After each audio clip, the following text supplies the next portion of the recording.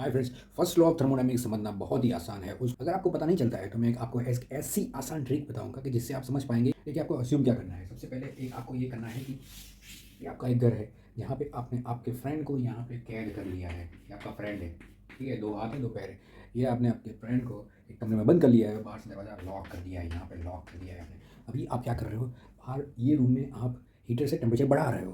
क्या कर रहे हो, हीटर से टेम्परेचर बढ़ा रहे हो। ये हीटर है मेरा, ठीक है, ये स्टैंड पे मैंने रखा है, ठीक है, ये फ्लेम है, यहाँ पे टेम्परेचर मैं बढ़ा रहा हूँ, इसको हीट कर रहा हूँ, ठीक है।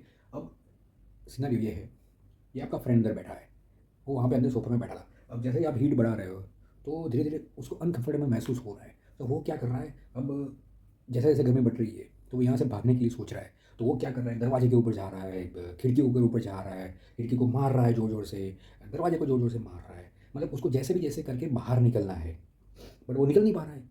और जैसे जैसे गर्मी बढ़ती जा रही है, क्योंकि आपने यहाँ पे आपने आप उसको हीट कर रहे हो रूम को, जैसे जैसे गर्मी बढ़ती जा रही है वो और तेज़ भागता है और कुछ करता है और जोर लगाता है, ठीक है। आपका जो दोस्त था वो यहाँ पे सोफे पे बैठा हुआ था, तब उसके अंदर उसकी इंटरनल एनर्जी जो है वो इवन थी। इंटरनल एनर्जी, आपका दोस्त सोफे के ऊपर बैठा था तब वो थी ज़ीरो, वो कुछ कर नहीं रहा था। अभी मैं आपको बताऊँ, internal energy equal to potential energy plus kinetic energy. Potential energy क्या होती है अभी मैं आपको बताऊँ, mz प्लस 1/2 mv², ये होती है पोटेंशियल एनर्जी और ये होती है काइनेटिक एनर्जी, ठीक है। जब आपका दोस्त बैठा हुआ था सोफे पे तो जेड जो था वो जीरो था, ठीक है। ये पूरा टर्म जीरो हो जाता है, पोटेंशियल एनर्जी हो जाती है ज़ीरो। और जब वो बैठा ही था उसका मतलब उसका वेलोसिटी जो था वो भी जीरो था। अगर वेलोसिटी जीरो था तो वो भी काइनेटिक एनर्जी भी जो था वो जीरो था। अगर काइनेटिक एनर्जी और पोटेंशियल एनर्जी दोनों जीरो थे उसका मतलब है कि आपके फ्रेंड के पास इंटरनल एनर्जी नहीं थी, वो जीरो थी। तो U one equal to zero आ जाएगा। ये आप समझ गए। अभी जब आपने टेम्परेचर बढ़ाया, वो रूम का टेम्परेचर बढ़ाया, तब आपने एक्चुअली वो जो जगह था वहाँ पे आपने हीट दिया। मान लो कि वहाँ पे एक एक हीट है Q1, वहाँ पे पहले जो हीट एनर्जी है वो Q1 है और आपने कुछ हीट दिया, इसका मतलब है वहाँ पे Q2 किया। Q2 मतलब आपने हीट सप्लाई किया, कुछ एनर्जी आपने डाला, ठीक है। तो Q1 माइनस Q2 हो जाएगा, this is which you have supplied. Now अभी वो जो जो आपका फ्रेंड था वो यहाँ वहाँ भाग रहा था, इसका मतलब है वो कुछ वर्क कर रहा था, वो ढूंढ रहा था, खिड़की ढूंढ रहा था, डोर ढूंढ रहा था। इसका मतलब है सबसे पहले वो जो काम कर रहा था वो जीरो W1 था, बेसिकली जीरो था।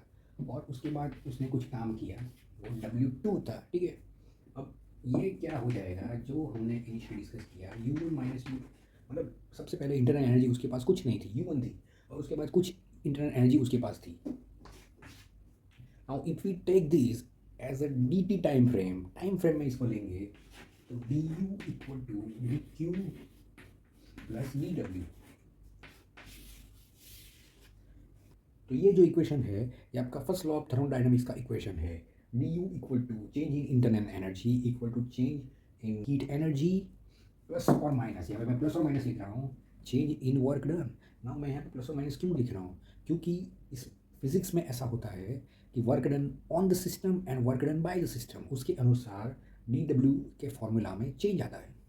अब मैं आपको बता रहा हूँ कि डी डब्ल्यू निगेटिव कब आएगा, जब सिस्टम के ऊपर काम होगा तो work done will be negative. अगर सिस्टम खुद काम करेगा तब D W will B positive. ना यहाँ पे आपका जो फ्रेंड है उसके ऊपर काम हुआ है, वाई ऊपर काम हुआ है, क्योंकि आपने उसको हीट एनर्जी दी है तभी वो यहाँ से वहाँ भागा है। इसका मतलब सिस्टम के ऊपर अगर काम किया है तो D W will be negative. तो अगर मैंने जो एग्जाम्पल दिया वो अगर आपको करना है तो D W will be negative. So formula क्या हो जाएगा, change in heat energy equal to heat energy change in heat energy minus work done, ठीक है। यही है फर्स्ट लॉ ऑफ थर्मोडायनामिक्स।